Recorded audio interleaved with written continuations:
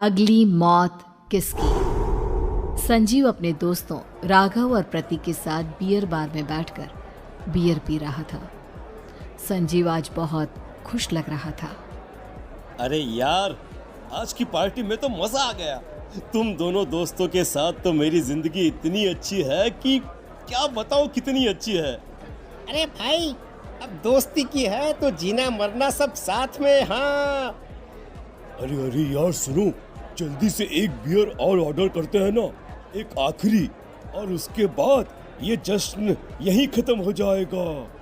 अरे हाँ हाँ, क्यों नहीं। वेटर, जल्दी से 2 बियर की बोतल लेकर आओ।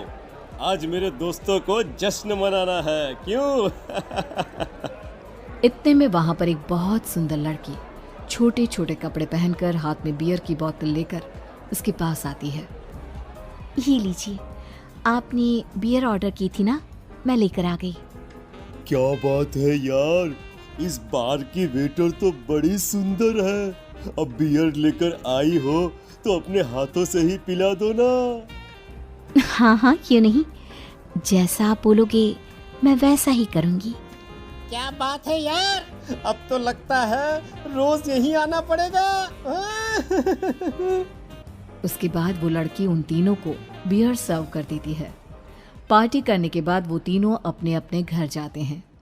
प्रतीक, संजीव और राघव को उनके घर छोड़कर जैसे ही अकेला अपनी कार में आकर बैठता है तो अचानक उसे एहसास होता है जैसे उसकी कार की पीछे वाली सीट पर कोई बैठा हुआ है।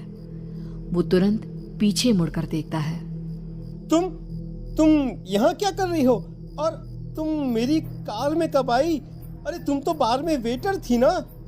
बस ऐसे ही मेरा दिल कर रहा था आपके साथ आपके घर चलने का, इसलिए मैं आपके साथ चली आई।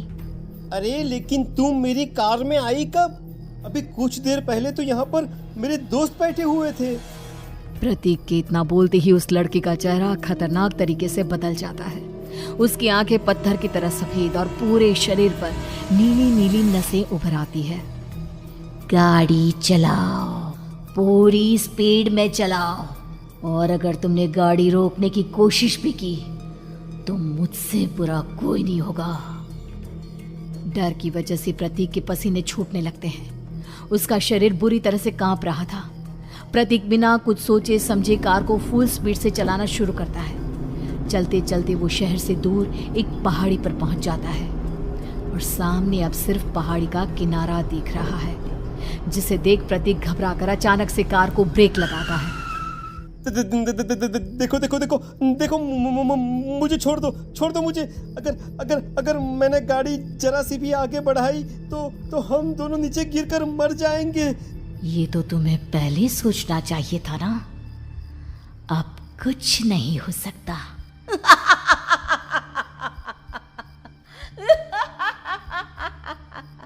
छोड़ दो मुझे। नहीं नहीं, प्लीज मुझे छोड़ दो। प्लीज प्लीज मुझे जाने दो, छोड़ दो मुझे।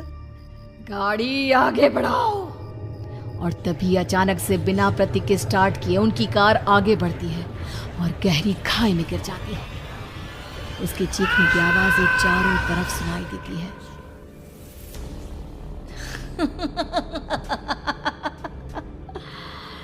तुझे मारकर मेरे कलेजे में जल रही आग को थोड़ी शांति तो मिल गई, लेकिन अभी ये कहानी खत्म नहीं हुई। और फिर अगले दिन राघव और संजीव को पता चलता है कि प्रतीक की पहाड़ी से नीचे गिरकर मौत हो गई।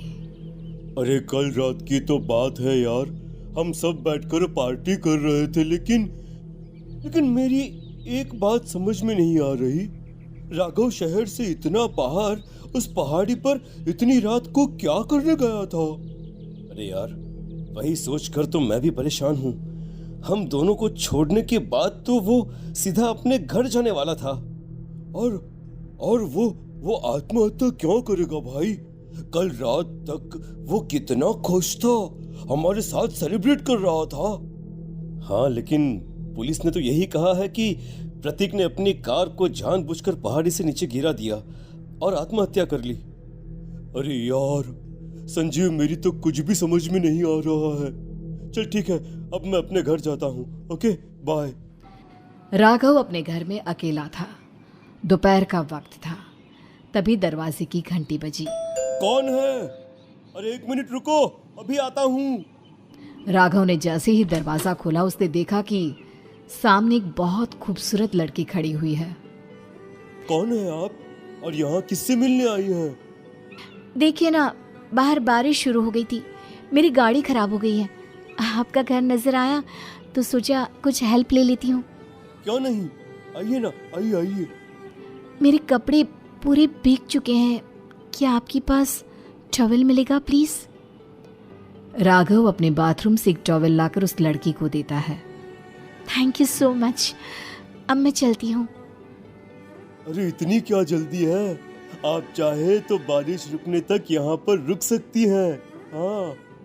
लड़की ने पलटकर राघव की तरफ देखा। नहीं, मुझे जाना होगा, मेरा काम बाकी है। और वो वहां से चली गई। उस लड़की के जाने के बाद राघव अपने बाथरूम में नहाने के लिए गया और जैसे ही उसने बाथरूम में देखा तो उसका टॉवल वहीं पर लटका हुआ था। उसने टॉवल हाथ में लिया तो देखा कि उसका पूरा टॉवल खून के धब्बों से सना हुआ है। अरे अरे ये क्या? ये टॉवल तो मैंने उस लड़की को दे दिया था। ये वापस मेरे बाथरूम में कैसे आ गया?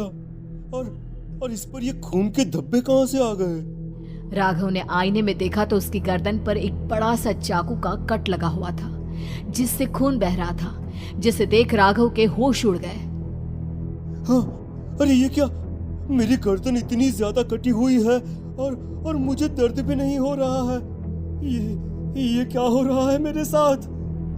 राघव घबराकर बाथरूम से बाहर आया और अपना मोबाइल उठाकर उसने संजीव को फोन लगाया। संजीव जल्दी से मेरे पास आ जाओ। मुझे लगता है कुछ बहुत बड़ी गड़बड़ है, जल्दी आ जाओ। उधर से आवाज आई, लेकिन वो आवाज संजीव की नहीं बल्कि एक लड़की की थी।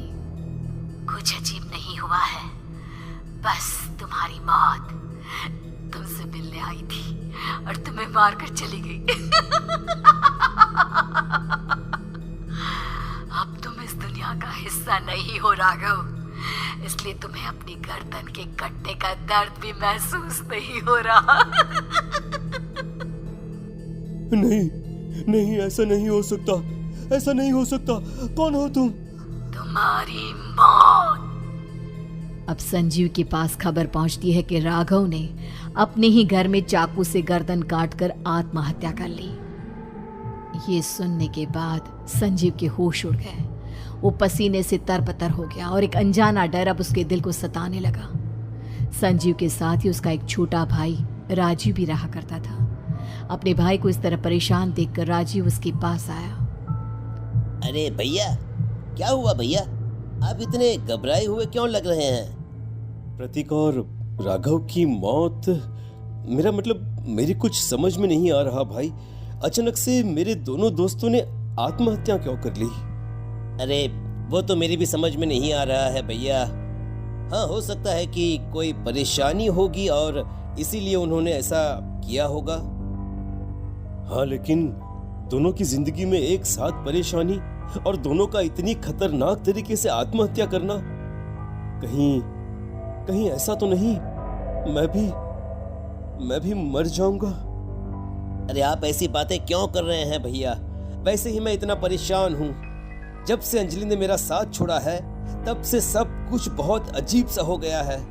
रोज रात को डरावने सपने आते हैं। ऐसा लगता है जैसे अंजलि बार बार मेरे सपनों में आकर मुझे डराने की कोशिश करती है। अंजलि का नाम सुनते ही संजीव की आंखें फट गई और उसके गले में आवाज अटक गई। उसके चेहरे पर घबराहट साफ नजर आ रही थी। कौन थी वो लड़की जिसने प्रतीक और राघव को आत्महत्या की आड़ में मौत के घाट उतार दिया? और कौन थी अंजलि जो बार बार राजीव के सपनों में आकर उसे डरा रही थी? अंजलि का नाम सुनकर संजीव इतना घबरा क्यों गया?